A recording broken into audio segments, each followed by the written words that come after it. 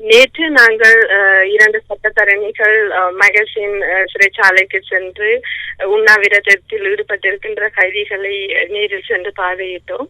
அதில் 3 பேருடன் நேரில் பேசக்கூடியதாக இருந்தது. அவர்களுடைய உடல்நிலை மிகவும் மோசமாகவே இருக்கின்றது. நாங்கள் அனுமதி பெற்ற சில கைதிகளை சந்திக்க முடியாமல் போனது காரணம் என்னென்றால், அவர்கள் அந்த நேரத்தில் சிறைச்சாலை வைத்தியசாலையில் சிகிச்சை பெற்று வருவதாக கூறப்பட்டது.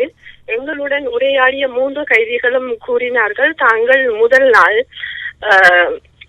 அவர்களது உடலில் 4 போத்தல் சேலை ஏற்றியதன் காரணமாகத்தான் தங்களால் இயங்க முடிகின்றது என்றும், தங்களால் எங்களை வந்து நேரில் சந்திக்கக்கூடியதாக இருக்கின்றது என்றும், மற்றும் அவர்களுடைய வேண்டுகோளாக இருந்தது அரசியல்வாதிகள் மற்றும் சட்டமாதி திணைக்களம், பொதுமக்கள் சகலரிடம் தங்களுடைய சட்ட தரணிகள் தங்களுக்காக வாதாடும் உரிமை அமைப்புகள் அனைவரிடமும் அவர்களுடைய கோரிக்கையாக இருந்த விடயம் முடியுமானவரை தங்களுடைய விடுதலைக்காக குரல் கொடுக்குமாறும், மற்றது உடனடியாக தங்களை பிணையிலாவது விடுதலை செய்யுமாறும் கோரியிருந்தார்கள்.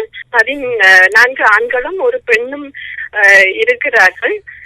அவர்கள் அதில் 3 பேர் ஏற்கனவே புனர்வாழ்வு பெற்று சென்றவர்கள் என்பதும், மீள கைது செய்யப்பட்டு தடுப்பு காவலில் வைக்கப்பட்டுள்ளவர்கள் என்பதும் குறிப்பிடத்தக்கது.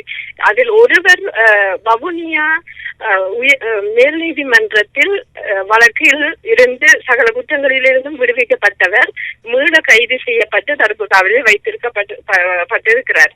அதோடு அவர்கள் சார்பாக சட்ட நடவடிக்கை எடுக்கின்ற சட்டத்தரணி என்கின்ற வகையில் குடும்பம், அவர்களுடைய பிள்ளைகள் முழுவருடைய அழுகையும் கோரிக்கையுமாக இருக்கின்றது அவர்களுடைய உடனடியான விடுதலை என்பதுதான்.